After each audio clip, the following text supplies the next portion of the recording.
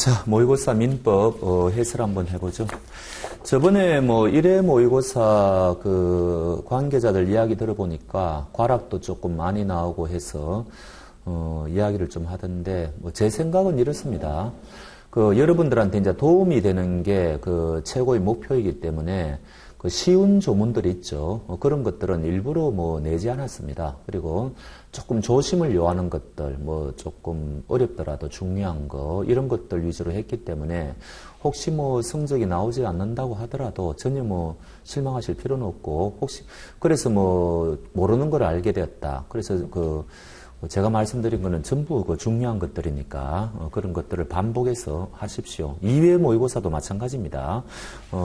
그리고 제가 그 해설을 할 때 여기도 오늘 정답에 굉장히 풍부하게 해설을 해놓았는데 문제와 관련이 없는 것들도 유사한 것들은 제가 다 해설을 하고 하니까 굉장히 그 시간도 많이 걸리고 할 겁니다. 어찌됐든 여러분들한테 도움이 되는 게 핵심이니까 문제가 조금 어렵다 그렇다 하더라도 전혀 낙심하지 마시고 여러분들은 제가 말씀 안 드린 거는 조문 위주로 여러분들이 누군가의 그 기본 강의를 들었을 거 아닙니까? 그 법전 쉬운 거 틀리면 안 되니까 그런 거는 기본 베이스로 하시고 그 다음에 이제 모의고사를 통해서 내가 무엇을 모르고 있었구나 이런 것들을 확인하시기 바랍니다. 그래서 뭐 점수와 관계없이 그래서 요분도 그 굉장히 문제를 쉽게 출제하려다가 여러분들의 사기를 위해서 근데 1회하고 똑같습니다. 좀 중요한 거 위주로 하자 그래가지고 아마 점수가 좋게 나오지는 않을 것 같은데 그렇게 생각해 주시기 바랍니다. 자, 1번부터 가보죠. 제한 능력자의 행위 능력에 관한 설명으로 옳지 않은 것은 자 1번 법정 대리인이 동의 없이 신용 구매 계약을 체결한 미성년자는 특별한 사정이 없는 한 그 동의 없음을 이유로 위 계약을 취소할 수 있냐 없냐 요거는 사실은요 신의성실의 원칙과 관련되는 거죠. 그래서 신의성실의 원칙 중에서 모순되는 행위는 할 수 없다. 모순되는 행위를 지금 미성년자가 하고 있지 않습니까? 근데 이제 우리가 요거 예외를 인정하죠. 그래서 미성년자 보호를 위해서는 이거는 비록 모순되는 행위이기는 하지만 취소가 가능하다. 이런 판례고 미성년자와 관련해서는 제법 중요한 판례죠. 또 하나는 뭡니까? 여기는 빠져 있는데 미성년자가 취소를 할 때는 혼자서 취소가 할 수 있죠. 혼자서 할 수 있다. 이게 포인트죠. 취소도 법률행위지 않습니까? 그러면 이때 취소할 때 법정 대리인의 동의를 또 받아야 되느냐 이런 문제가 있는데 취소는 혼자서 할 수 있다는 거. 의외로 이거 출제 많이 됩니다. 꼭 알아놓으시고. 그 다음에 2번에 미성년자가 법률행위를 함에 있어서 요구되는 법정 대리인의 동의라는 것은 이거는 의사표시죠. 근데 우리 민법에서 판례도 마찬가지인데 전부 묵시적인 게 다 가능합니다. 의외로 이것도 굉장히 시험에 많이 나오죠. 하여튼 뭔가 여러분들이 지문을 보다 보면은 뭐 묵시적인 경우는 안 된다 뭐 이런 것들이 좀 나오는데 그거는 다 된다고 보시면 됩니다. 근데 이거는 있죠. 우리가 저 뒤에 가보면은 협의의 무권 대리에 있어가지고 추인이라는 게 나오지 않습니까? 협의의 무권 대리 추인이 나오는데 우리 판례는 장기간 이 사람이 침묵을 지켰다. 그러면 이거 묵시적으로 추인한 거냐? 이런 판례가 있는데 이거는 묵시적 추인을 인정하지 않죠. 요거하고는 조금 궤가 다른데 어찌됐든 요 판례도 워낙 중요하니까 협의의 무권 대리에서의 추인, 장기간 침묵하는 것은 묵시적 추인이라고 할 수 없다. 뭐 이렇게 되는 거죠. 근데 작년도에 이 무권 대리인 추인이 출제가 되어버렸기 때문에 금년도에 출제될 가능성은 적은데 어찌됐든 요 판례는 제법 중요하죠. 의사표시는 거의 여러분들이 99% 묵시적인 게 가능하다 이렇게 아시면 됩니다. 그 다음에 3번. 이제부터는 3번, 4번, 5번은 제한 능력자죠. 근데 이 제한 능력자가 계속해서 지금 4, 5년 연속해서 출제가 되고 있기 때문에 저는 작년에도 이제는 출제가 안 될 거다 이렇게 예상을 했는데 또 나와 버렸습니다. 작년도에. 근데 금년도도 마찬가지죠. 이제는 금년도는 한번 쉴 것 같은데 또 나올 수 있겠죠. 그래서 이 문제를 내어보았습니다. 자, 지금 어떻게 되죠? 피성년 후견인이 있고 그 다음에 피한정 후견인이 있단 말이죠. 그러면 얘는 피성년 후견인이 이제 이게 받아버리면, 법원에서 받아버리면은 얘가 할 수 있는 거는 뭡니까? 원칙. 혼자서 할 수 있는 게 없죠. 얘는 후견인의 동의가 있다 하더라도 얘는 여전히 취소가 가능하죠. 근데 이제 예외적으로 법원에서 요거는 취소할 수 없다. 딱 요거 범위를 설정해주면 법원에서 요거 범위를 설정해준다든지 아니면은 일용품 같은 거, 일상용품 같은 거 요런 것들은 혼자서 할 수 있죠. 이런 것들은 혼자 할 수 있습니다. 그 이야기죠. 그러면은 3번은 피성년 후견인이 혼자서 했다는 거죠. 일용품의 구입 등 일상생활에 필요하고 그 대가가 과도하지 아니한 법률행위를 혼자 했다는 겁니다. 이거 혼자 할 수 있죠. 따라서 성년 후견인이 이를 취소할 수 없다. 요거 묻는 거죠. 요거 묻는 겁니다. 요거. 그 다음에 이쪽은 이거 어떻게 되죠? 원칙이 뭡니까? 피한정 후견인은 피한정 후견을 받더라도 예전하고 똑같죠? 얘는, 피한정 후견 받기 전하고 똑같습니다. 혼자 할 수 있다는 거죠. 혼자 할 수 있다. 혼자 할 수 있다. 법률행위 할 수 있다는 거죠. 근데 얘는 예외적으로 법원에서 이야기하기를 요거는 후견인의 동의를 받아라. 요렇게 이제 법원에서 이야기를 했는데도 불구하고 얘가 후견인의 동의받지를 않고 했다면 이때는 취소가 가능하다. 요런 시스템이지 않습니까? 그 이야기를 하는 겁니다. 그 다음에 이제 요거는 뭡니까? 법원에서 정해줄 때 요거는 또 법원에서 변경도 할 수 있죠. 처음에는 요까지 해주는데 나중에는 이까지로 범위가 늘어난다든지 이것도 마찬가지죠. 옛날에는 요만큼 후견인 동의받고 이래야 되는데 나중에는 요만큼 받아라 해가지고 요것도 변경할 수가 있습니다. 그런 거죠. 그래서 4번 봅시다. 성년 후견 개시의 심판을 받은 자가 취소할 수 없는 법이 이거겠네요. 법원에서 이거 정해준 거죠. 요거를 성년 후견인의 동의 없이 했다. 이때는 유효한 법률행위가 성립한다. 맞죠? 혼자서 할 수 있으니까. 그래서 법조문은 10조 사항에 다 있으니까 여러분들이 법전을 반드시 보시기 바랍니다. 그 다음에 5번 한정 후견인의 동의가 있어야 하는 법률행위에 있어서 이 말이죠. 요거죠. 법원에서 정해줬다는 이야기죠. 그런데 그러면은 동의를 해줘야 되는데 후견인이 동의를 안 해준다는 겁니다. 그런데 안 해주면 피한정인의 후견인의 이익이 침해될 염려가 있다. 그래도 지금 동의하지 않는다는 거죠. 그럼 이 사람은 어떻게 할 거냐? 이때는 법원의 허가를 받고 해야 되죠. 그런데 이 사람은 그냥 멋대로 동의를 안 해준다고 해서 화가 나가지고 법률행위를 한 모양이네요. 이건 안 됩니다. 이거는 한정 후견인은 이를 취소할 수 있습니다. 요거는 법원의 허가를 받고 해야 되는데 이게 없다면 이거는 취소가 가능하죠. 그게 13조의 조문이 다 있습니다. 그래서 이번 기회를 통해 가지고 이런 것들 좀 알아놓으시면 되겠죠. 그 다음에 이제 요거와 관련해가지고 요건 같은 거, 요거는 피성년 후견인은 전부 신체적 능력은 문제가 안 되죠. 정신적 능력이 요거는 지속적으로 결여돼야 되죠. 그 다음에 요거는 좀 부족한 경우죠. 이런 것들 좀 보시고. 그 다음에 요건에 또 하나 들어온 게 지방자치단체 장이 청구권자로 들어와 있습니다. 지방자치단체 장도 이제 청구를 할 수가 있다. 이쪽도 마찬가지죠. 옛날에는 공익의 대변자로서 검사만 인정했는데 지방자치단체장도 했다. 실종선고에는 없죠. 실종선고는 검사가 청구권자지 지방자치단체장은 없습니다. 여기 들어갔고. 그 다음에 이제 뭡니까? 여기 문제는 없는데 피특정 후견인, 요것도 여러분들이 조문 같은 거 좀 보셔야 되죠. 요 두 가지는 요거 피성년 후견하고 요거는 본인의 의사를 고려해야 되죠. 근데 피특정 후견인은 본인이 반대하면은 피특정 후견인은 할 수가 없죠. 그래서 요거 차이점, 요거는 본인의 의사를 고려하는 거고, 요거는 본인이 반대하면은 피특정 후견 할 수가 없습니다. 그 다음에 피특정 후견인은 기간이라든지 그 사무의 범위 같은 거, 이런 거를 정해줘야 되죠. 여기에는 이런 게 없죠. 그래서 이런 피특정 후견인의 차이점, 이런 것들도 조문을 봐가지고 여러분들이 꼭 아시기 바랍니다.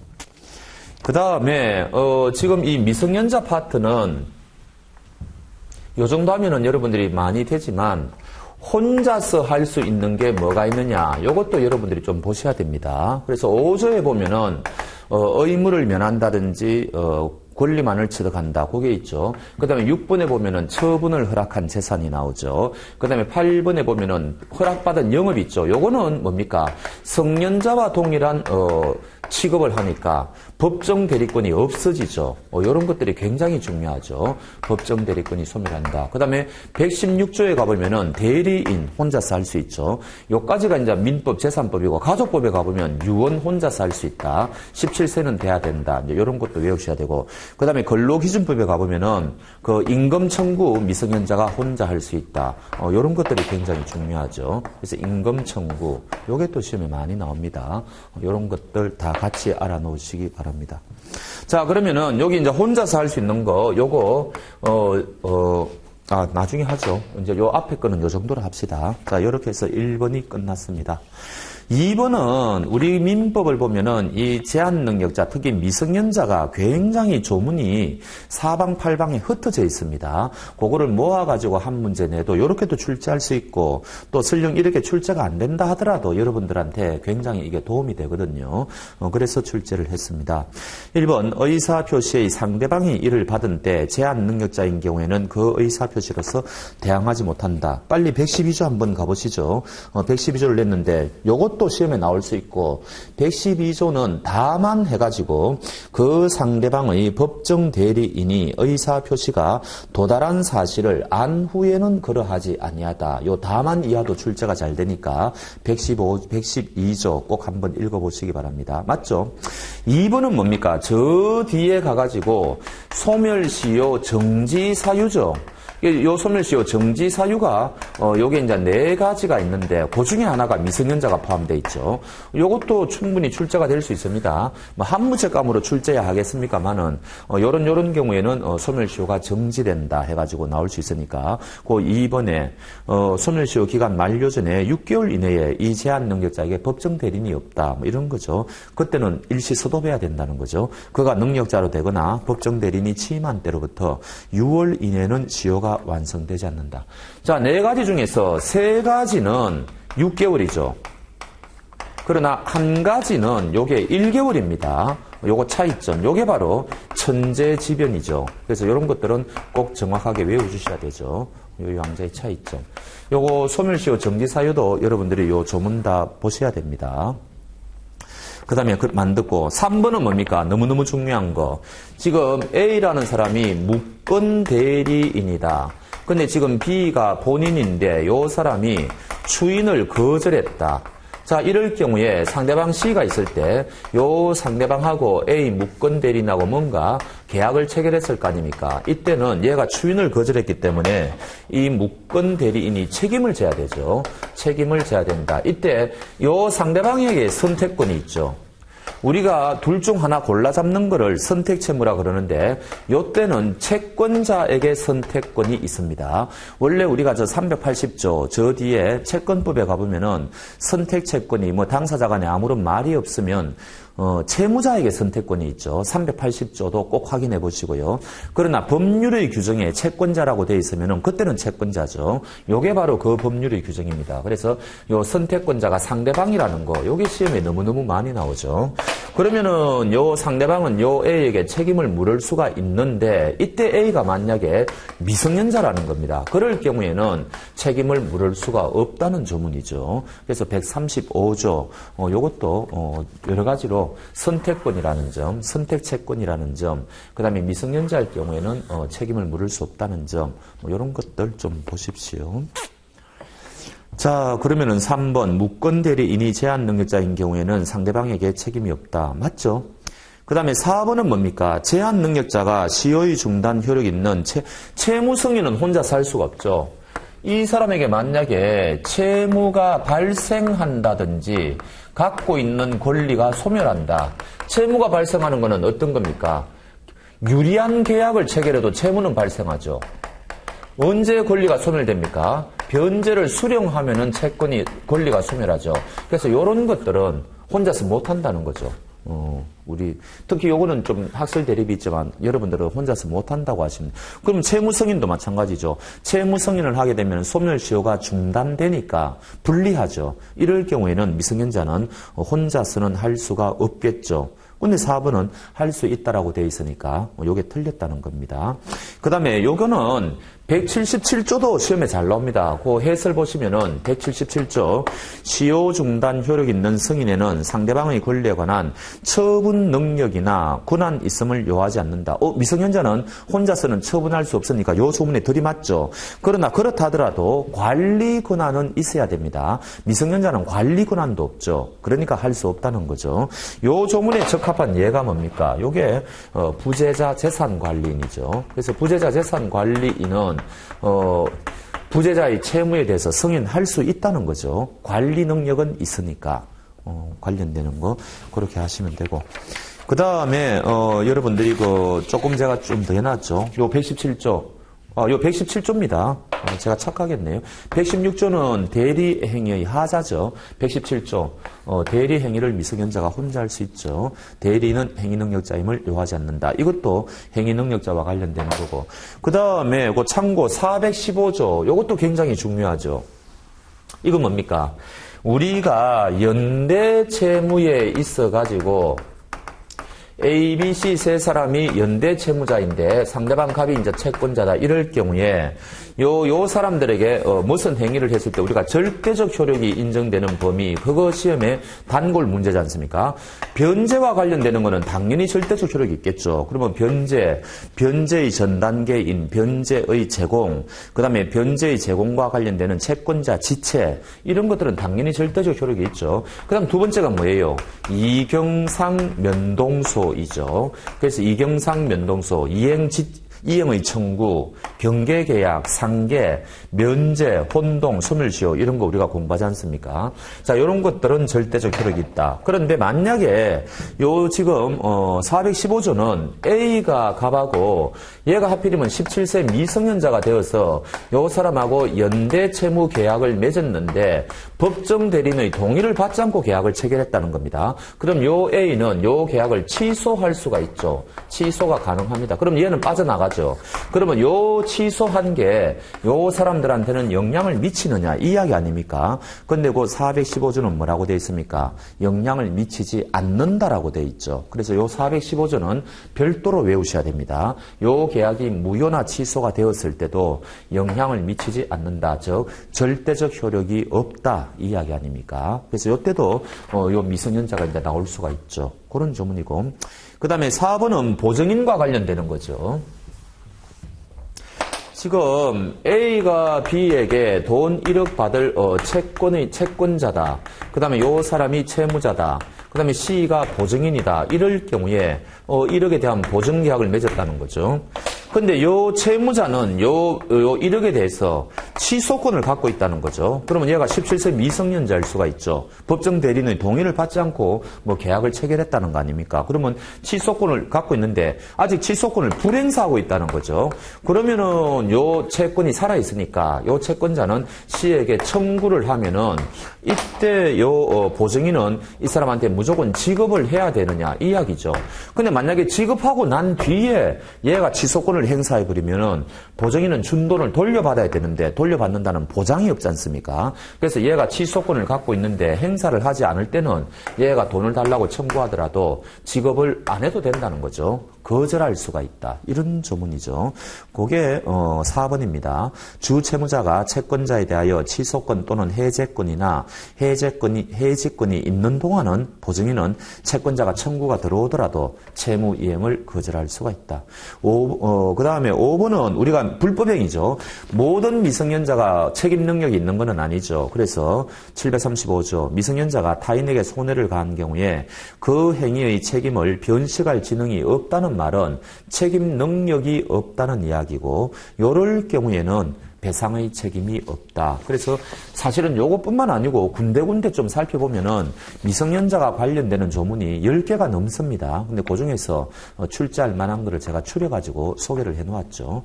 단편적으로 아시더라도 여러분들이 이런 거를 정확하게 알아놓으시면은 나중에 관련되는 문제가 나오면 얼마든지 답을 맞출 수가 있죠. 법인으로 가보겠습니다.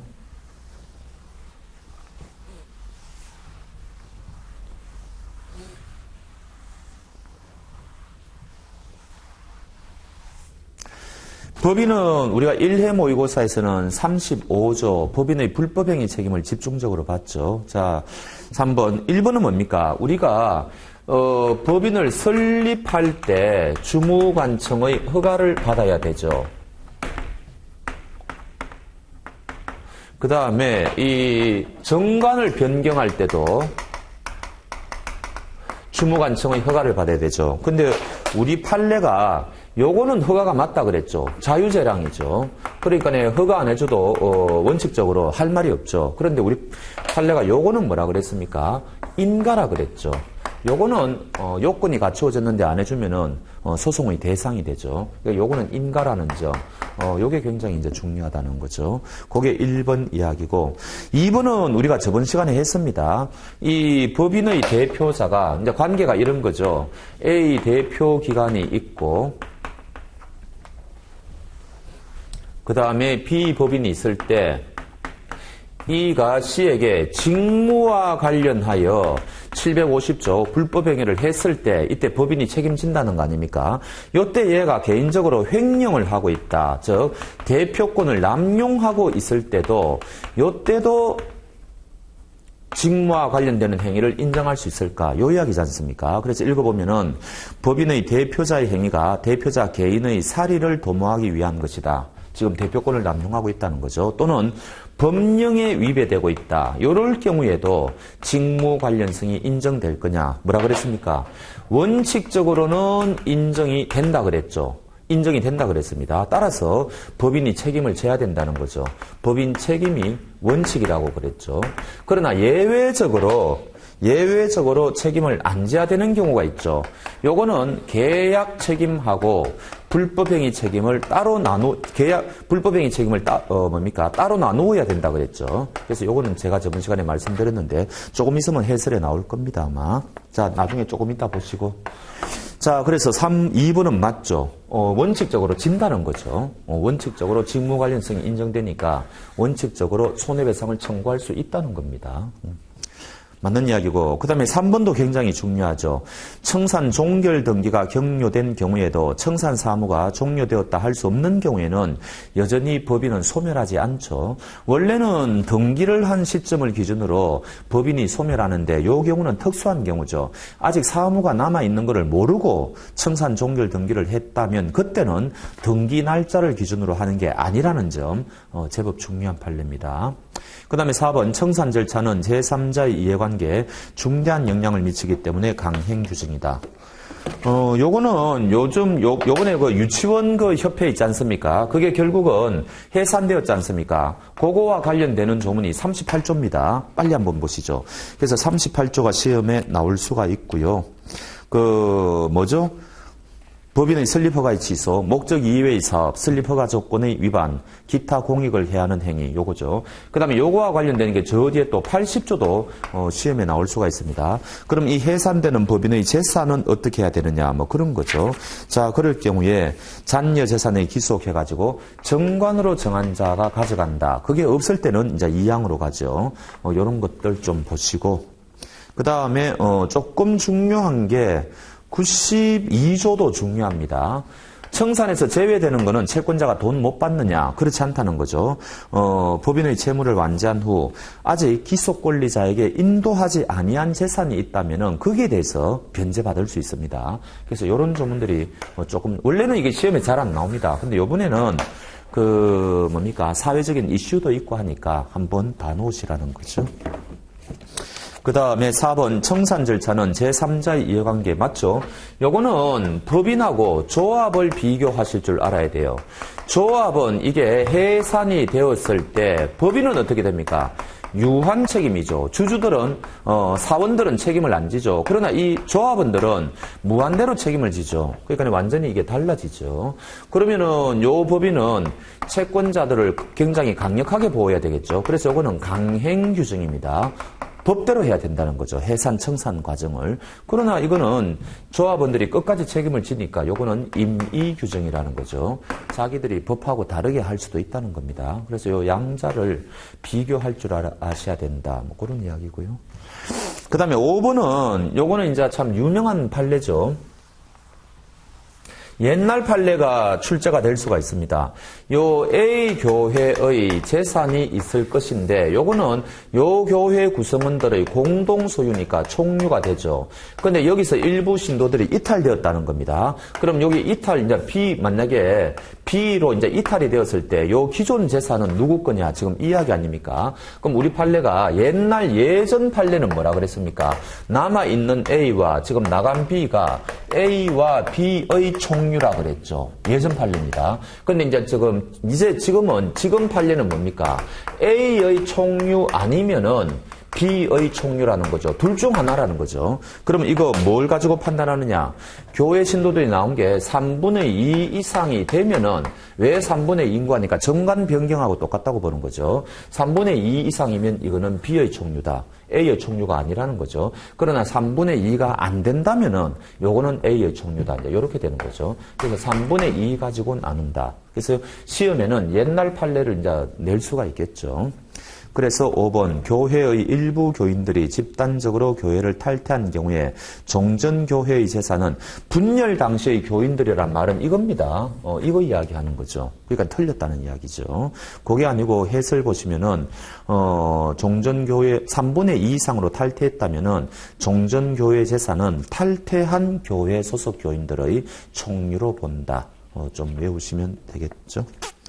자, 그 다음에 법인과 관련된 중요 판례 1번 사단법인의 사원의 지위는 양도 또는 상속할 수 없다는 규정 56조에 있죠. 요거 강행 규정 아니라는 점.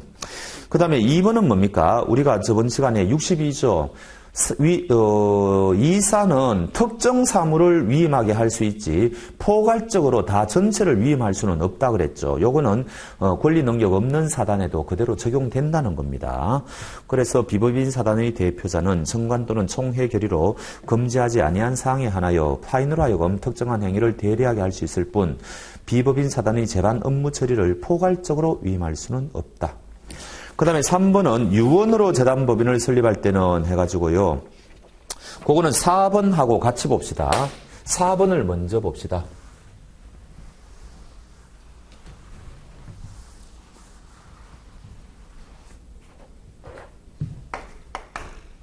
자, 4번을 보면 갑이 생전 처분으로 재산을 출연했다. 지금 그래가지고 을법인 하나 만드는 거죠. 을재단법인. 요 재단법인 설립 행위를 우리가 뭐라 그랬습니까? 요거 상대방 없는 단독 행위라 그랬죠. 요거 무조건 외우셔야 되고. 그러니까 지금 재단법인 설립 행위가 법률 행위의 일종이라는 거죠. 그러면 우리가 물권법에서 법률 행위를 했을 때는 얘가 부동산을 내어놓으면은 등기를 이전해야 되고 그 다음에 동산을 만약에 내어놓으면은 점유를 이전해야 되거든요. 그런데 우리 민법 48조는 그렇지가 않죠. 요 재산은 언제 이 사람 거냐? 1항에 가보니까 요 법인이 성립이 되어버리면은 이제는 요 재산은 등기와 점유 이전과 관계없이 이제 을재단법이게 된다. 근데 만약에 유언으로 했을 때는 이 유언자가 사망해 버리면은 이제 요 부동산과 동산은 재단법이게 된다. 이제 요런 조문이 있지 않습니까? 지금 그거를 지금 물어보는 거죠. 그게 지금 2번, 3번입니다. 자, 옳지 않은 거 2번 갑의 출연 재산이 동산일 경우에는 법인 설립 등기를 마쳐버리면은 을법인에게 귀속된다. 맞죠? 맞습니다. 그 다음에 하여튼 뭐 동산이든 부동산이든 설립 등기를 하면은 이제 얽게 된다는 거죠. 점유 이전이 안 되더라도, 등기 이전이 안 되더라도 이 말이죠. 그 다음에 3번, 2번에 이제 3번, 요거는 뭔가니까 얘가 요 재단법인 설립행위는 요거 상대방 없는 단독행위라 그랬잖아요. 근데 요거를 하는 과정에서 얘가 착오가 빠졌다는 겁니다. 이럴 때 109조에 의해서 얘는 취소를 할 수가 있느냐. 취소하면은 이 재단법인이 없어지죠. 근데 우리 판례는 된다 그랬습니다. 취소 요건이 갖추어지면은 당연히 취소할 수 있다는 거죠. 그게 3번 이야기예요. 요 판례도 조금 중요합니다. 외워놓으시기 바랍니다. 근데 1번은 뭔가니까 얘가 부동산 동산이 아니고 채권을 내어놓았다는 거죠. 갑이 뭐 누군가에게, 갑다씨에게 뭐 1억 받을 채권이 있는데 요거를 내어놓았다는 겁니다. 그럼 이게 언제 을에게 넘어가느냐? 마찬가지죠. 성립할 때 넘어갑니다. 그런데 1번은 어떻게 됐는가 하니까 갑의 출연재산이 지명채권인 경우 요 사람에게 통지했을 때 넘어간다는 건데 통지는 뭐예요? 요 사람한테 대한 대항요건일 뿐이죠. 따라서 통지는 요거하고 아무 관계가 없습니다. 그러니까 1번이 정답이에요. 우리가 요 1번 이야기는 잘 안 합니다. 보통 재산 내어놓을 때 부동산만 보통 이야기를 많이 하거든요. 근데 조금 어렵게 출제를 하면은 채권도 얼마든지 출제할 수 있으니까 여하튼 요 1항 법인이 설립되어 버리면 이 사람에게 넘어간다. 유언으로 설립했을 때는 사망했을 때 넘어간다. 이제 이런 이야기죠. 자, 요까지가 이제 1라운드죠. 요 두 사람 관계에서는 48조 1항이 2항이 적용되는 거죠. 아무 의문이 없습니다. 문제는 갑이 배신을 해가지고 다른 사람한테 이거 넘겨버린 거죠. 그게 4번입니다. 지금 이제 동사는 잊어버리시고 이게 부동산 했는데 아직 요 사람이 지금 갑 이름으로 자기 이름으로 등기가 되어 있다는 거 아닙니까? 그래서 배신을 한 거죠. 그래서 요 사람이 상속 등기를 마친 후에 지금 사망했다고 그랬으니까 아버지가 사망했다고 그랬으니까 상속 등기를 마친 경우에 갑의 사망으로 병에게 상속 등기가 됐다. 그럼 상속인이 병인 모양이죠. 병의 이름으로 상속 등기를 한 후에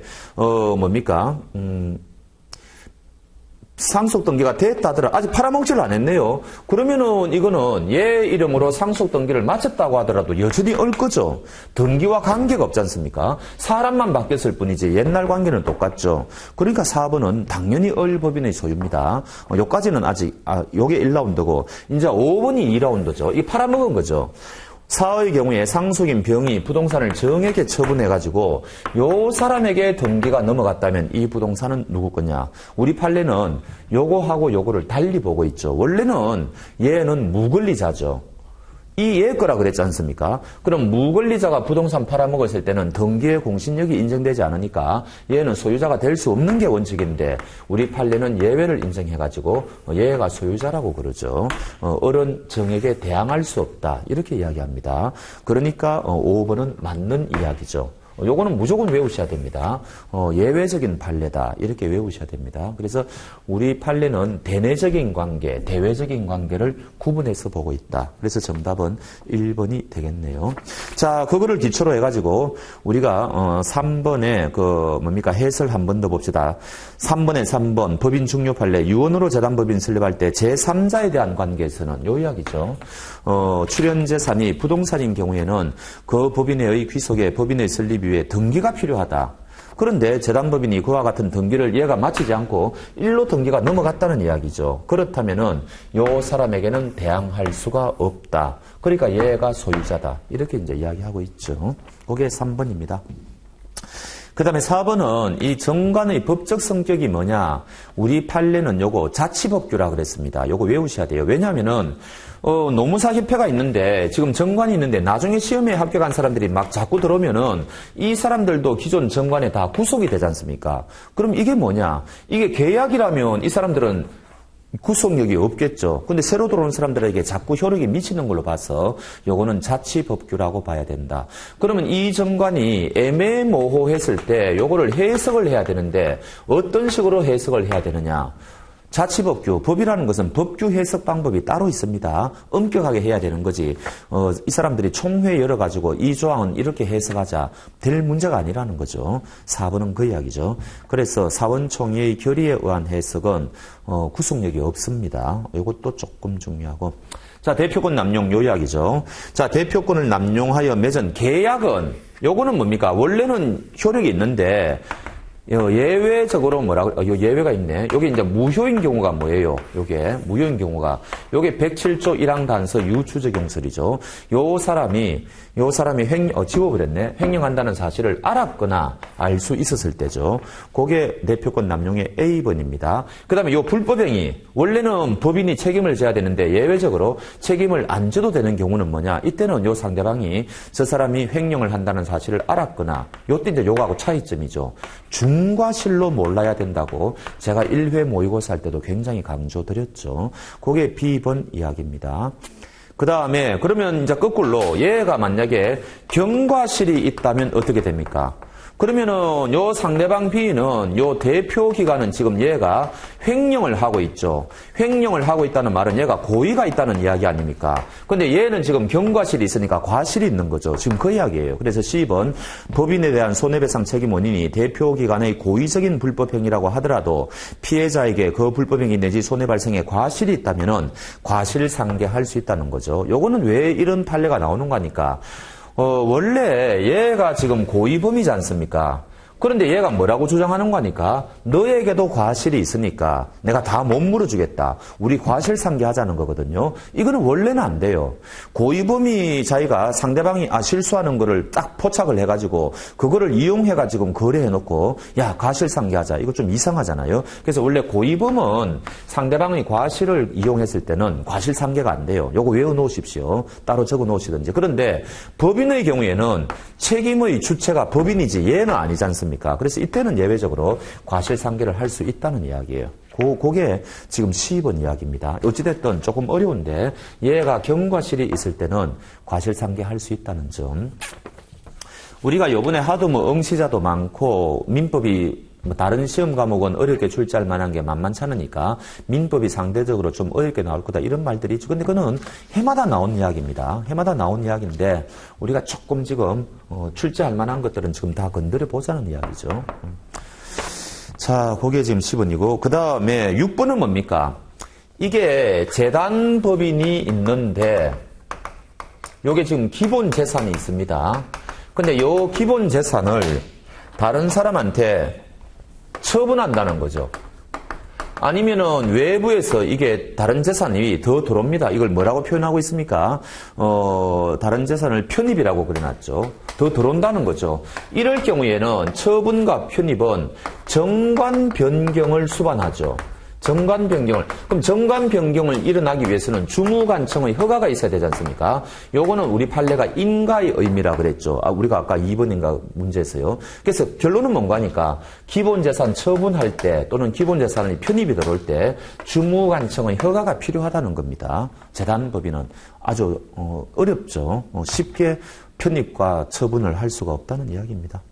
그 다음에 7번 너무너무 중요하죠.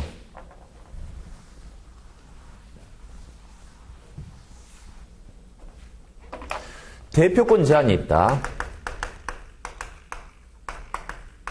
자, 요게 효력이 발생하기 위한 요건은 정관의 규정을 해야 되죠. 41조의 규정이 있습니다. 그 다음에 이게 외부 사람들은 이 사실을 알 수가 없으니까 외부 사람들한테 대항하기 위해서는 등기부에 반드시 기재를 해야 된다 그랬죠. 근데 우리 60조에 보면은 등기부에 기재하지 않았을 때 선의의 제3자라고 안 돼 있고 그냥 제3자에게 대항할 수 없다 이렇게 돼 있죠. 그래서 우리 판례는 여기의 제3자에게 선의자는 말할 것도 없고 악의자도 보호가 되는 걸로 해석을 하고 있죠. 선의의 제3자가 아니니까 굉장히 중요한 판례죠. 저번 시간에도 제가 말씀드렸습니다. 그리고 이 대표권 제한은 권리 능력 없는 사단은 이거 유추 적용할 수가 없다 그랬죠. 권리 능력 없는 사단은 요 조항 등기를 할 수가 없으니까 대표권 제한에 대해서는 민법 규정을 유추 적용할 수가 없다. 그러면 어떻게 되느냐? 상대방이 그 대표권 제한 사실을 알았거나 알 수 있었다면 그 사람은 보호할 수 없죠. 그때는 그 계약은 무효가 될 거다. 그러나 상대방이 그 대표권 제한 사실을 알았거나 알 수 있는 경우가 아니라면 그 계약은 유효할 것이다. 그게 우리가 1회 모의고사에서 본 겁니다. 그거와 관련해서 보면 되네요. 그래서 7번 선이냐 악이냐에 관계없이 등기부에 기재가 되어 있지 않다면 그 사람에게는 대항할 수가 없다. 자, 그 다음에 4번 했고요. 5번으로 넘어가겠습니다. 자, 물건은 주물, 종물이 제일 출제가 많이 된다 그랬죠. 저번 시간에도 했고요. 그 다음에 이제 정화조는 우리 판례가 건물의 구성 부분이라 그랬죠. 우리가 이게 주물, 종물이냐 했을 때 우리가 연탄 창고라든지 그 다음에 공동변소 있죠. 그거는 종물이 맞다 그랬죠. 근데 지금 종물이기 위해서는 물건이어야 되니까 독립성이 요구되죠.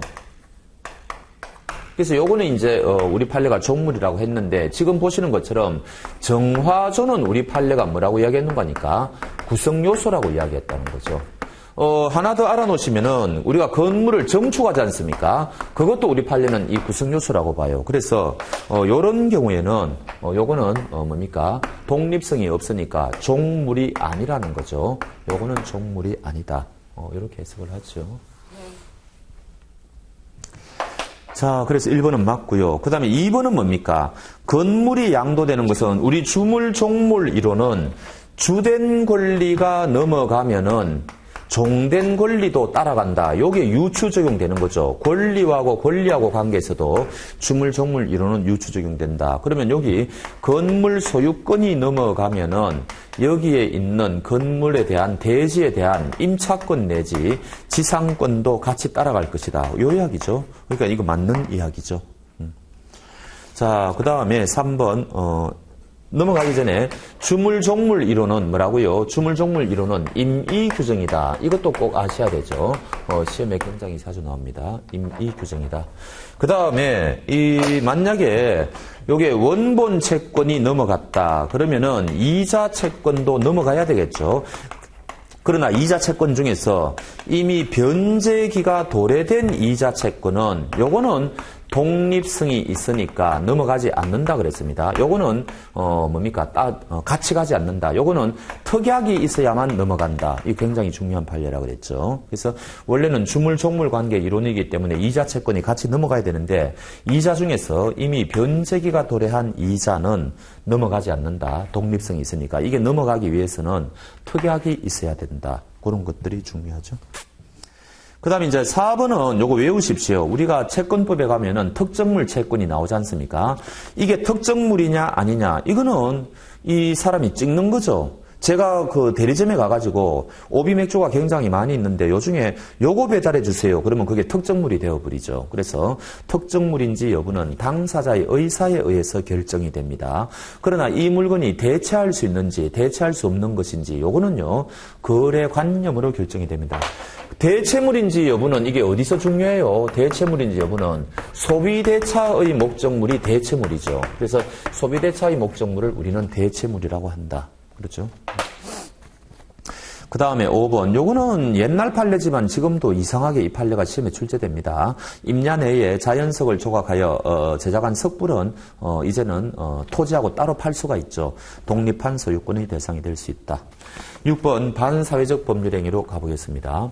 자, 1번은 뭐예요? 국가기관이 국민의 기본권을 침해하는 위헌적인 공권력을 행사함으로써 국민이 그 행사에 두려움을 느껴 자유롭지 못한 의사를 했다. 쉽게 말하면은 간단합니다. 강박을 했다는 이야기 아닙니까? 그러면은 110조에 의해서 취소할 수 있죠. 취소권이 발생되는데 문제는 요 취소권은 146조 제척기간의 제한이 있죠.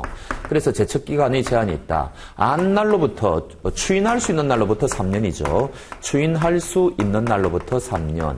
그 다음에 법률행위 한 날로부터 10년이죠. 요건 무조건 외우셔야 되죠. 법률행위 한 날로부터. 요거는 여러분들이 146조 외우시고. 그러면 이게 기간이 지나버리면은 이 사람은 취소 못 하지 않습니까? 그래서 거기에는 빠져 있는데, 강박에 의한 요거를, 무효사유로 할 수는 없느냐, 이 이야기죠. 요게 이제 네 가지가 관점이 되는데, 첫 번째는요, 반사회 질서 법률행위 아니냐, 아니라는 거죠. 그게 지금 1번이죠. 그러니까 1번은 맞는 이야기죠. 그 다음에 2번은, 우리가 이제 작년도에 불공정 법률행위가 나왔기 때문에 다루지 않을 건데, 불공정 법률행위 대상이 되느냐. 정려계약은 불공정 법률행위 대상이 안 된다 그랬죠. 그 이야기고. 3번은 오늘 우리가, 비준위 표시 아마 나올 겁니다. 저 뒤에, 의사표시와 관련해가지고, 문제 하나 안 내놓았구나.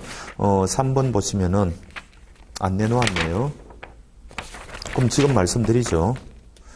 요거는 우리 판례가 비준위 표시가 아니라 그랬죠. 요거 비준위 표시가 아니다. 그래서 이 비준위 표시에 있어가지고 진위의 의미가 뭐냐 요거죠. 그러면은 이 사람이 강박을 받아가지고 내가 이 상황에서는 어쩔 수 없어서 내가 이거를 국가에 정려해야 되겠다 이렇게 생각을 했다는 거죠. 요게 이 사람의 내심의 효과 의사라고 보는 거죠. 그래서 이런 의도 하에서 이 사람이 표시를 했으니까 이 사람은 진위에 의해서 법률행위를 한 거라는 거죠. 그래서 이거 비진의 표시가 아니고 이때 진의의 의미가 뭐냐? 요게 진의라는 겁니다. 마음속 깊숙이 있는 거. 이 사람 재산 내어주기 싫겠죠. 그게 진의가 아니라는 거죠. 요게 진의가 아니다. 요거 굉장히 비진의 표시에서 중요하죠. 그 다음에 네 번째는 이 강박을 너무 심하게 당하면 의사 무능력 상태가 되죠. 근데 요 사안에서는 아니라 그랬습니다. 여하튼 요것도 같이 알아놓으시면 좋고요. 자, 그 다음에 2번은 요거 외우셔야 됩니다. 요 판례 시험에 잘 나옵니다. 남편이 바람을 피워가 이제 부인에게 그 대신에 잘못했다고 자기가 가지고 있는 부동산을 넘겨주면서 그 대신에 우리가 부부관계가 유지되는 동안에는 당신 팔아먹지는 마라 이렇게 약속을 했다면 부인은 지켜야 된다는 거죠. 그런 판례죠. 그래서 외우셔야 되고. 그 다음에 3번은 뭡니까? 너무너무 중요하죠.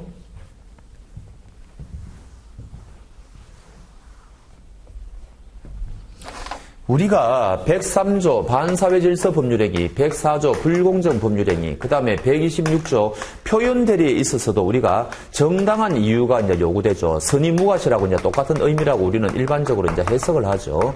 선의무과실, 뭐 이런 등등. 그 다음에 저 뒤에 580조 담보 책임에 있어서 하자가 언제 있느냐, 하자의 시기, 뭐 이런 거 다 따질 때 우리 판례는 뭐를 따집니까? 매매 계약 시점을 기준으로 따집니다. 그 시점에 하자가 있었느냐, 정당한 이유가 있었느냐, 불공정했느냐, 반사회 질서였느냐, 그거를 따지는 거죠. 그래서 굉장히 중요한 판례죠. 그러니까 3번은 맞는 이야기죠. 정당한 대가를 지급하고 목적물을 매수했다. 나중에 알았다는 겁니다. 이게 밀수품인 걸. 관계없다는 거죠. 반사회 질서 아니라는 거죠. 그 다음에 4번은 뭡니까? 도박 자금을 빌리고 이를 담보. 요거는 우리가 103조의 이면에는 746조가 있죠. 불법 원인 급여가 있습니다. 요때 요 불법의 의미가 뭐냐? 법을 어겼다. 그러면은 강행법규를 어긴 것을 의미하느냐? 요게 국한되면 안 되죠. 플러스가 더 붙어야 되죠. 강행법규를 어겼을 뿐만 아니고 뭐라고요? 반사회 질서 행위를 해야 된다는 거죠. 요게 이제 불법 원인 급여에서 불법의 의미고, 그다음에 요 시험과 관련해 가지고는 이 급여가 상대방한테 종국적으로 넘어가야 된다. 근데 지금 여기 4번에 있는 것처럼 저당권을 설정한 것은 종국적인 게 아니죠. 왜냐? 한 번 더 경매를 하면은 국가가 그 경매에 나서야 되지 않습니까? 그러니까 이 저당권 설정은 그 자체로서 종결되는 게 아닙니다. 그래서 이때 저당권 설정하는 것은 우리 판례에 가면은 불법 원인 급여가 아니라는 겁니다. 그러면 말소할 수가 있죠. 그런데 4번에는 불법 원인 급여에 해당한다라고 돼 있으니까 틀렸다는 거죠.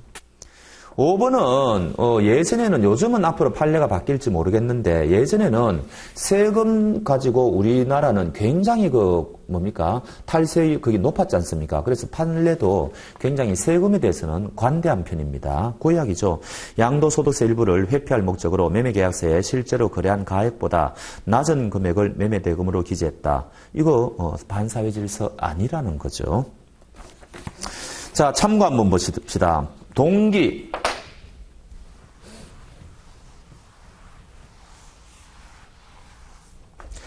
자, 동기가 불법이다. 동기에 착오가 일어났다. 뭐 이런 거 전부 표시설이죠. 원래 동기는 의사표시가 아니니까 영향을 줄 수가 없는데 여기 표시되었다든지, 그 다음에 여기에 103조 반사회질서 법률행위 같은 경우에는 표시되었다든지 상대방에게 알려진 동기라고 그러죠. 그 다음에 착오의 경우에는 뭐라 그럽니까?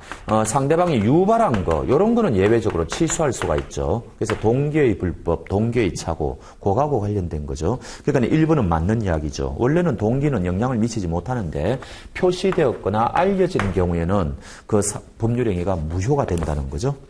그 다음에 2번은 그냥 외워놓으십시오. 이 사찰에 꼭 필요한 땅이 있는데 그거를 사찰 주지가 문교부 장관, 옛날에는 문교부죠. 장관의 허가를 얻어서 딴 사람에게 넘겨줬다면 되느냐? 우리 판례는 문교부 장관의 허가가 중요한 게 아니고 이게 이 사찰에 꼭 필수 불가분한 거라면은 안 된다는 거죠. 반사회 질서라고 본 거죠. 그 다음에 3번 중요하죠.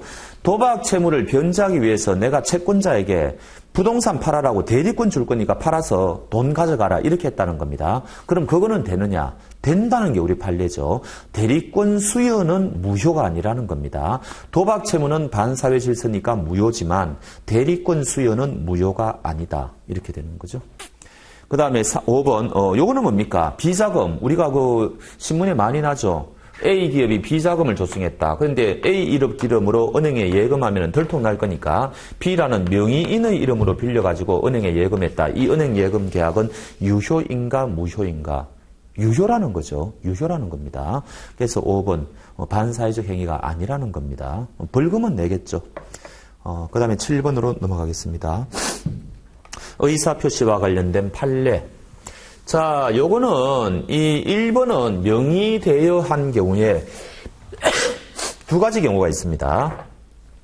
A 은행이 있고 지금 B가 대출을 받는데 요 사람이 지금 너무 돈은 이 부동산은 많은 사람인데 대출이 너무 초과됐다는 거죠. 그래서 이제 C라는 자기 친구 명의인을 빌려가지고 요 사람 이름으로 빌리지 않습니까? 이때 나중에 얘가 쫄딱 망해가지고 돈을 못 갚으면은 얘가 돈을 대신 갚아야 되느냐 이제 이런 문제가 생기는 거죠.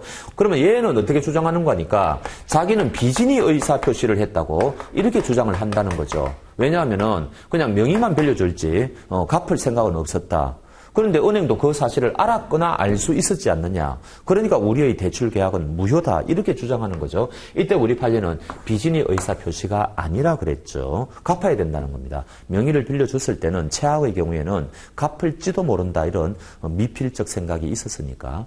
근데 요게 인자고 1번 이야기입니다. 7번에 1번. 맞는 이야기죠. 근데 요거하고 구별하셔야 될 게 은행이 만약에 적극적으로 뛰어든 거를 양해라고 그래요. 그래서 양해라는 말은 통정이라는 말하고 똑같은 말입니다. 요거는 은행이 이 사람한테 적극적으로 나선 거죠. 돈 빌려주겠다. 누가 한 명 데리고 와라. 그 사람한테 책임 묻지 않겠다. 그런 말이 양해 속에 다 녹아 있는 거예요. 그래서 지문 중에 양해라는 말이 나오면 그거는 그 대출 계약이 무효가 맞습니다. 왜냐하면 이때는 108조로 가요. 통정 허위 표시로 가기 때문에 이때는 무효가 맞습니다. 그래서 1번 지문하고 차이. 1번은 아무리 봐도 그게 양해라는 말이 없죠. 그러면은 이거는 갚아야 된다. 비지리 표시 아니다. 이 양해를 했다면 아예 이거는 107조가 아니고 108조의 문제로 가버린다. 그렇게 보십시오. 그 다음 2번은 너무너무 유명한 거죠. 이게 무효일 경우에도 가만 내버려둬도 법적 효력이 없는데 또다시 취소할 수가 있느냐. 실익은 있습니다. 근데 여기 이제 여러 가지가 있죠. 그래서 지금 우리가, 이게 무효인 경우에, 이게 이제 허위 표시라는 거죠. 허위 표시. 108조. 그렇다 하더라도 한 번 더 취소할 수가 있느냐. 406조 채권자 취소권 행사할 수 있다는 거죠. 요거 하나 이제 일단 아셔야 되고. 그 다음에 이게 또 비슷한 게 또 나오죠. 뭡니까? 토지거래 허가구역도 마찬가지죠. 토지거래 허가구역에서 아직, 만약에 관할관청의 허가를 받지 않았다면 이거 유동적 무효이지 않습니까? 그렇다 하더라도 우리 판례가 110조 사기를 당했다면은 취소할 수 있다고 보는 게 우리 판례죠. 그 다음 요거하고 조금 다른 게 해제는 무효는 아니죠. 근데 계약을 해제했습니다. 그런데 이 사람이 또다시 취소할 수 있느냐? 우리 판례는 된다 그랬죠. 그래서 계약을 해제했음에도 불구하고 그럼 계약이 없어졌죠. 그래도 우리 판례는 취소가 가능하다 그랬습니다. 그러니까 여기 맥을 다 같이 하는 거죠. 그래서 같이 외워놓으시면 됩니다. 그러면은 2번은 맞죠. 3번은 이 아무리 착각을 했다 하더라도 요게 뭔가 하니까 우리가 지금 109조의 착오는 이 사람의 경제적 이익이 법익이에요. 근데 우리가 지금 110조는 뭔가 하니까 요거는 이 사람의 의사결정의 자유권을 보호하는 거죠. 그래서 보호법익이 다릅니다. 그래서 요거하고 요건 요건이 두 가지가 다 충족이 되면은 요 사람은 여기에 의해서 취소권 행사할 수도 있고 요거에 의해서도 취소권 행사할 수 있습니다. 그게 지금 4번 이야기죠. 사기에 의한 의사표시에 착오가 게재되어 착오 취소의 경합이 문제되더라도 사기에 의한 의사표시에 관한 규정만이 적용될 수 있다. 틀렸습니다. 그리고 이제 3번은 그래서 이 사람이 경제적 이익이 보호법익인데 3번은 착각을 굉장히 이 사람이 심각하게 했는데 뜻밖에도 아무런 경제적 불이익을 받지 않았다. 그러면 이거는 취소의 대상이 아닙니다. 경제적 불이익이 일어나야 돼요. 그 다음에 해설 한번 보시면은, 그러나, 우리가 1회 모의 개수 때도 했는데, 요게 제3자에 의한 사기하고, 이 사람의 표의자의, 표시상의 착오가 겹치면은, 이때는 우리 판례가 표시상의 착오 109조만 인정이 된다 그랬죠. 그거는 예외 판례니까 외워 놓으셔야 됩니다. 자, 그 다음에 참고, 양해 나오죠. 양해. 말씀드린 거고요. 그 다음에, 요 나오네요. 해제한 이후에 계약 취소할 수 있다는 거, 뭐 그런 이야기죠. 그 다음에 2번은 아예 이 갑이 대출을 받을 수 없는 을을 위하여 금융기관을 직접 방문하여 자기 명의, 아까하고 똑같습니다. 요 사람이 명의를 빌려준 사람이 얘가 직접 가서 은행에 가서 대출 받았던 이 사람한테 명의 빌려줘가지고 요 사람이 대리인 자격에서 빌렸던 양해라는 말이 없으면 이거는 비진의 표시의 문제가 아닙니다. 그러니까 2번은 그 이야기인데 2번은 그렇게 중요한 판례는 아니니까 뭐 제끼셔도 되고 1번 양해라는 말은 꼭 아셔야 되죠. 3번은 요 이야기고요. 8번 가보겠습니다. 표현대리. 옳은 거. 자, 1번 표현대리는 절대로 과실상계가 될 수가 없죠. 이 과실상계라는 것은 우리가 390조 채무불이행, 그 다음에 750조 불법행위 이럴 때 상대방한테 손해배상을 청구할 때 상대방 쪽에서는 뭐라고 합니까? 너에게도 과실이 있으니까 우리 과실상계하자 이 이야기거든요. 근데 표현대리는 뭡니까? 상대방한테 뭐를 청구하죠? 본래의 겁부를 청구하는 거 아닙니까? 그러니까 이거는 과실상계의 대상이 아니라는 거죠. 이때는 과실상계. 그래서 요거하고 이제 우리가 연장선상으로 손해배상액을 예정한 것도 마찬가지입니다. 물론 이거는 손해배상과 관련은 있지만 본래 약속한 금액을 달라고 하는 거죠. 본래의 것부 달라고 하는 겁니다. 따라서 우리 판례는 요거 굉장히 중요하죠. 손해배상액을 예정했을 때도 과실상계는 일어나지 않는다. 요거하고 맥을 같이 하는 겁니다. 그러니까 1번은 틀렸죠. 표현대리는 절대로 과실상계를 할 수 없다. 너무너무 중요한 판단이고 2번 나왔네요. 제가 지워버렸습니까?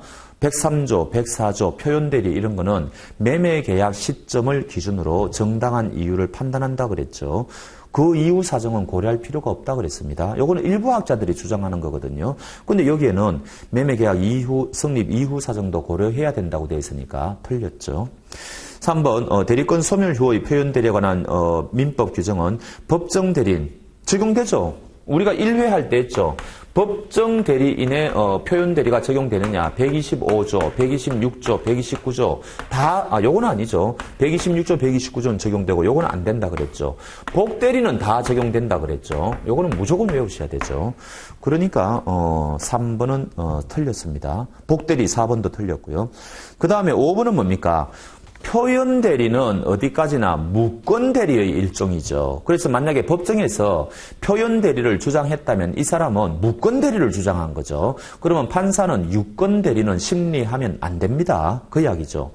대리권이 있다는 사실과 표현대리가 성립되었다는 사실은 요건 사실을 달리하죠. 따라서 유권대리를 주장했다면 이 사람은 무권대리를 주장한 바가 없죠. 따라서 표현대리를 주장한 바가 없습니다. 그러니까 5번은 맞는 이야기죠. 그래서 표현대리하고 유권대리는 완전히 번지수를 달리한다. 그런 이야기죠. 9번 대리에 관한 설명 옳지 않은 거. 우리가 이 의사 표시를 하는데 내가 대리인을 쓰는 거 아닙니까? 그러면은 의사 표시가 아니고 준법률행위 할 때는 이거 어떻게 하느냐 이야기죠. 준법률행위 할 때. 준법률행위의 예가 뭡니까? 최고라든지 통지 아닙니까? 이런 것도 얼마든지 대리인을 통해서 할 수 있다는 거죠. 의사 표시는 상대방한테 도달되어야지 법적 효력이 발생하죠. 이것도 마찬가지입니다. 도달되어야 법적 효력이 발생한다. 이때 도달의 의미가 뭐냐? 이게 시험에 잘 나오지 않습니까? 요지할 수 있는 객관적 상태 뭐 그런 거요. 그 다음에 이 사람이 정당한 이유 없이 그거를 수령을 거부했다면 그 시점에서 도달된 것으로 간주한다. 뭐 이런 것들이 중요한 판례죠. 자, 2번은 뭡니까? 우리가 권한을 정하지 않은 대리인 118조 이야기죠. 보존행위라는 것은 무제한으로 할 수가 있다. 그러나 이용행위, 계량행위는 성질을 변화시키면 안 되죠. 그래서 주식을 예금을 찾아가지고 주식에 투자하는 행위는 할 수 없다 그랬습니다. 이게 이제 시험에 제일 많이 나오는 거죠. 우리가 요거는 또 어디에 적용됩니까? 부재자 재산관리인에도 적용이 되죠. 그래서 2번 권한을 정하지 않은 임의대리인은 본인의 재산에 관하여 보존행위나 이용계량행위를 제한 없이 보존행위는 맞죠. 그러나 이용계량행위는 틀렸습니다. 118조 2항을 보시면 되고 대리인이 개인적이 딱 이러면 이게 뭡니까? 대리권 남용이죠. 대리인이 개인적 이익을 위하여 대리권의 범위 내에서 본인의 이름으로 법률했다. 이때 법률행위는 원칙적으로 효력이 있다고 그랬죠. 대리권을 남용해도 효력이 있습니다. 그러나 예외적으로 그 계약은 상대방이 알았거나 알 수 있었을 경우에 계약은 무효가 되고 불법행위 책임, 법인의 불법행위 책임이나 사용자 책임은 중과실을 요건으로 한다 그랬죠. 자, 그 다음에 임의 대리는 복대리인 선임할 때 두 가지 중에 하나죠. 본인의 성락이 있거나 부득이한 사유가 있어야 됩니다. 그래야만 선임할 수 있다. 우리가 저번 1회 모의고사 때 다 했죠. 그 다음에 5번 특별한 사정이 없는 한 법정 대리인은 복대리인의 행위에 대하여 선임 감독에 과실이 있는지를 묻지 않고 책임진다. 원칙이 무과실 책임이죠. 법정 대리인은. 그러나 부득이한 사유로 어쩔 수 없어가지고 복대리인을 선임했다면 이때는 무과실 책임에서 한 단계 내려가는 게 선임 감독상의 과실 책임이죠. 다 보시고요. 그 다음에 3번은 본인의 이름으로 했지만 상대방이 저 사람은 대리인이구나 그걸 알아차렸다면 얼마든지 대리의 효과가 발생합니다. 그것도 참고적으로 보시고요. 자, 그 다음에 10번 미성년자 갑이 자신의 토지를 법정 대리인 병의 동의 없이 을에게 매도하였다. 이에 관한 설명으로 옳은 것은 자, 1번 갑이 병의 동의 없이 단독으로 매매계약 취소할 수 있다고 그랬죠. 그러면 끝났습니다. 근데 그 취소를 다시 취소할 수가 있느냐? 말이 안 되죠. 당사자가 합의를 하면 되지만 취소는 이거는 공익적인 제도로 인정되는 거니까 당사자가 합의할 수도 없습니다. 우리는 해제는 합의 해제를 할 수가 있죠. 이거는 공익적인 제도가 아니죠. 채무불이행과 관련되는 거니까. 그러나 취소는 공익적인 제도이기 때문에 둘이 합의하고 자시고 이런 거 없습니다. 그러면 한번 취소하면 끝나는 거죠. 그러니까 1번은 틀렸죠. 2번 갑은 자신이 성년자가 된 때로부터 3년 내 맞죠. 추인할 수 있는 날로부터 3년이니까 이 미성년자는 언제부터 추인이 가능합니까? 성년자가 된 날로부터 추인이 가능하죠. 3번 매매계약이 갑의 미성년임을 이유로 취소될 때 갑은 을로부터 매매대금에 이자 붙여서 아니죠. 이때 우리가 141조죠. 원래 부당이득 돌려주는 반환 범위는 얼마라 그랬습니까? 748조죠. 선이자는 현존 이익만 돌려주면 되고 악이자는 전부 다 돌려줘야 되고 이자까지 쳐서 돌려줘야 되고 손해가 발생하면 손해까지 다 배상해야 된다. 이게 이제 부당이득 반환 범위지 않습니까? 그런데 만약에 미성년자가 법정 도리인의 동의가 없어서 취소했다. 착오에 의해서 취소했다. 사기에 의해서 취소됐다. 강박에 의해서 취소됐다. 이럴 경우에 미성년자가 취소했을 때는 어떻게 됩니까? 요 세 가지 경우에는 요 조문이 그대로 적용이 되죠. 요게 적용이 됩니다. 그러나 미성년자의 경우에는 선이자, 악이자 가리지 않고 무조건 어떻게 되죠? 무조건 현존 이익만 돌려주면 되죠. 그러면은 선이자는 이쪽하고 똑같죠. 그러니까 이건 혜택이라고 할 수가 없습니다. 악이자는 혜택이 있죠. 그래서 악이자도 현존 이익만 돌려주면 된다. 요게 포인트가 있고 요 조문은 의사 무능력자가 돌려줄 때도 유추 적용되죠. 의사 무능력자 반환 범위에 똑같이 적용됩니다. 요것도 외워놓으셔야 되죠. 굉장히 중요한 조문이죠. 그 다음에 금전의 경우에는 요 부당이득 돌려줄 때요.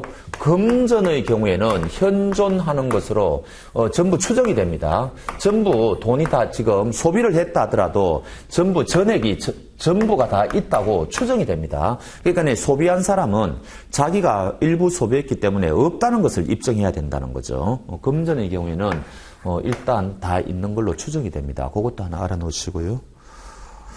그러면은 3번은 이자 붙여서 이게 틀렸죠. 취소하면은 현존 이익만 돌려주면 되죠. 이자 붙여서 돌려주는 거는 뭡니까? 해제죠. 해제입니다. 4번 갑은 미성년 상태에서도 병의 동의 없이 단독으로 추인은 안 되죠. 추인은 법률 효과를 살리는 거니까 미성년자는 법정 대리인의 동의를 받아야만 법률 행위를 할 수가 있으니까 추인할 때는 법정 대리인의 동의를 받아야 됩니다. 그런 거고. 5번 병이 위매매 계약이 취소할 수 있는 행위라는 사실을 알지 못하고 추인한 경우에 추인은 유효하냐? 틀렸죠. 추인은 이게 취소할 수 있는 거라는 걸 알고 해야 됩니다. 왜? 추인은 취소권을 포기하는 거지 않습니까? 그러니까 알고 해야 된다는 거죠. 11번 갑은 자신의 X 건물의 소유 건물에 대해서 을과 매매 계약을 체결하면서 병이 사망하면 주겠다. 이게 뭡니까? 사망은 사람이 언젠가는 사망하죠. 그러니까 이거 기한이죠. 근데 이 사람이 언제 사망할지는 모르죠. 그러니까 요거 불확정 기한이죠. 그러니까 요거 불확정 기한입니다. 그러면은 벌써 1번에 정지조건부라고 했으니까 틀렸겠죠. 그 다음에 2번 병이 사망하면 밥은 매매계약은 갑과 을이 계약을 체결한 시점으로 소급하여 효력이 발생합니까? 아니죠. 기한이 도래가 되면은 그때부터 법적 효력이 발생하는 거죠. 그리고 기한은 당사자가 특약을 맺더라도 소급을 할 수가 없죠. 굉장히 중요한 거 아닙니까? 그러니까 2번 틀렸고. 3번 갑은 병이 사망하기 전에는 매매대금 채권을 제3자에게 양도하거나 담보로 제공할 수 없느냐? 되죠. 얼마든지 우리 법의 조건부 권리, 귀환부 권리도 제3자에게 양도하거나 담보로 제공할 수 있죠. 그러니까 틀렸고. 그 다음에 4번 병이 사망하기 전에 갑이 X건물의 소유권을 제3자에게 이전했다. 그러면 을은 갑에게 X건물을 취득하지 못하니까 손해배상 청구할 수가 있느냐? 있죠. 있습니다. 왜냐하면은 이 사람은 기한부 권리를 침해하면 안 되는데 침해했죠. 그러니까 조건부 권리나 기한부 권리를 침해했을 때는 손해배상 책임의 문제가 발생합니다. 그러니까 이제 4번은 맞는 이야기죠. 그 다음에 요 불확정 기한부 권리는 소멸시효는 언제 발생하느냐? 기산점. 권리를 행사할 수 있는 때로부터죠. 그럼 사망했을 때죠. 그 다음에 지체책임은 언제부터 발생합니까? 상대방이 안 날로부터죠. 차이점이 발생하죠. 그런데 5번은 알게 된 시점부터 소멸시효가 진행한다고 했으니까 틀렸죠. 그거는 지체책임이 발생하는 시점이죠. 그래서 우리가 불확정 기한부 채무하고 기한에 정함이 없는 채무는 뭐라고요? 소멸시효 기산점하고 그 다음에 이행지체책임하고 구별을 잘 하셔야 된다고 그랬습니다. 12번 소멸시효 옳은 거. 소멸시효 중단은 당사자 간에만 이렇게 틀렸죠. 당사자하고 승계인에도 미칩니다. 조문을 정확하게 보셔야 되고 2번은 너무 쉽죠. 주된 권리가 소멸시효가 완성되면 종된 권리 이자채권도 없어지는 거죠. 이때는 요 이자채권은 변제기에 도달했느냐 이거 관계없어요. 소멸하는 거는 그런 거 따지지 않습니다. 양도되는 거는 살아있으니까 이게 독립성이 있느냐 따지는데 소멸되는 거는 그런 거 안 따져요. 무조건 없어집니다. 원금이 없어지면 이자채권은 다 없어져 버려요. 그 다음에 3번 소멸시효는 법률행위에 의하여 단축이나 경감은 할 수 있죠. 4번은 우리가 아까 미성년자 할 때 봤고 5번은 부부 중에 요거 소멸시효 정지 사유 중에 하나죠. 그러니까 6개월 맞죠. 5번이 정답이 되겠네요. 예, 뒷부분은 우리가 이제 시간을 너무 오래 거니까 제가 뒷부분은 관련되는 거를 종합적으로 많이 하진 않고 요 정도로 하겠습니다. 자, 민법 총칙은 요 정도로 하고 다음 시간에 채권법에서 뵙겠습니다.